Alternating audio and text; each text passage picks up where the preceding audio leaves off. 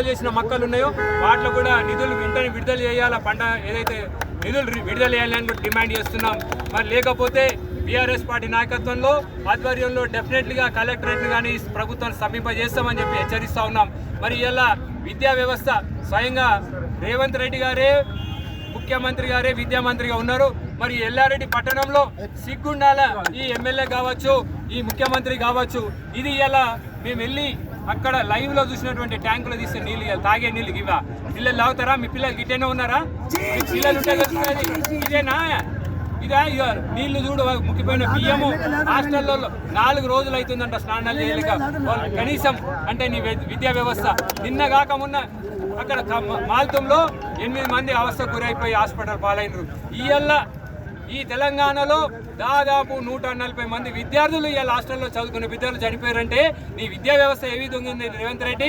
Bonus సన్నాలకు ఇస్తామని చెప్పినటువంటి ఏదైతే హామీ ఉందో ఈ ప్రభుత్వం ఇయ్యక రైతులకు మొండి చేయి చూపిస్తుంది. కాబట్టి రైతులందరూ చైతన్యమై ఈరోజు ఈ ధర్నా కార్యక్రమానికి పూనుకోవడం జరిగింది. ఈ కార్యక్రమానికి విచ్చేసినటువంటి రైతు సోదరులకు, బీఆర్ఎస్ పార్టీ నాయకులకు అందరికీ, మరి పత్రికా విలేకరులకు పేరు పేరు నాయకులు నమస్కారాలు తెలియజేస్తా ఉన్నా.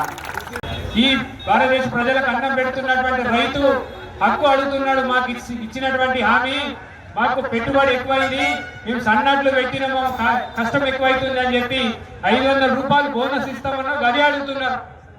ఎక్కడ పోయినా ఇంట్లో కూడా ప్రభుత్వం కుట్రలు ఇందాక మా నాయకులందరూ కూడా చెప్పారు. మన రాజేశ్వరరావు 10 మంది రైతులుంటే 3కి 4కి ఇస్తున్నారు, ఇంకొకరికి 6కి ఇంకా దొబ్బుతా ఉన్నారు. అడుగు ఎందుకంటే 4 2 వరకు ఇంకిద్దరు అడ్డే పోతారు. 2 4 ఉండదు. తాడవాయి మండలంలో నీ ముఖ్యమంత్రిని దించినావు, 20 లక్షలతో సైట్ రోడ్ వేసేసిన పోయినావు కదా. ఇది అని వ్యవస్థ. ఇప్పటికే ఇంకా లేదో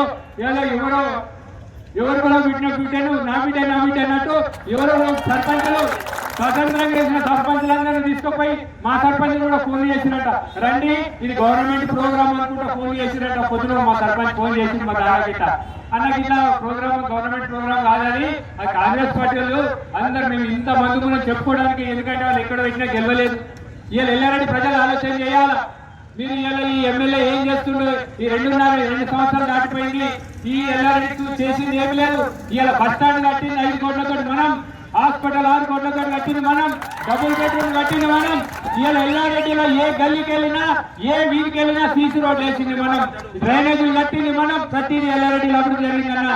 ఇలా ఎల్లారెడ్డి ట్యాంక్ బండు ఇలా పేరు పెట్టుకుంటూ సిగ్గుండాల చేసింది మేము. వాటికి ఎల్లారెడ్డి తెచ్చింది మేము. ఎల్లారెడ్డి ప్రజలను ఒకసారి ఆలోచన చేయండి. ఈ ముఖ్యమంత్రి ఫ్రీ బస్ అని పెట్టిండు. ఈ ఫ్రీ బస్సు ఎంత అనాలోచితంగా పెట్టిందంటే దాంతో ఎవ్వరికి ఉపయోగపడతలేదు.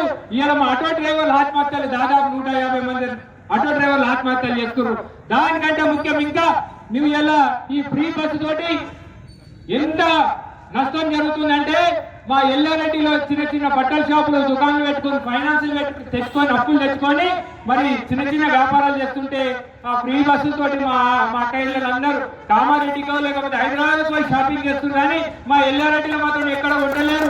మీ ఫ్రీ బస్సు ఇంత నష్టం జరుగుతోంది, వ్యాపారస్తులకు నష్టం జరుగుతుంది. చరిత్ర సృష్టించినోడు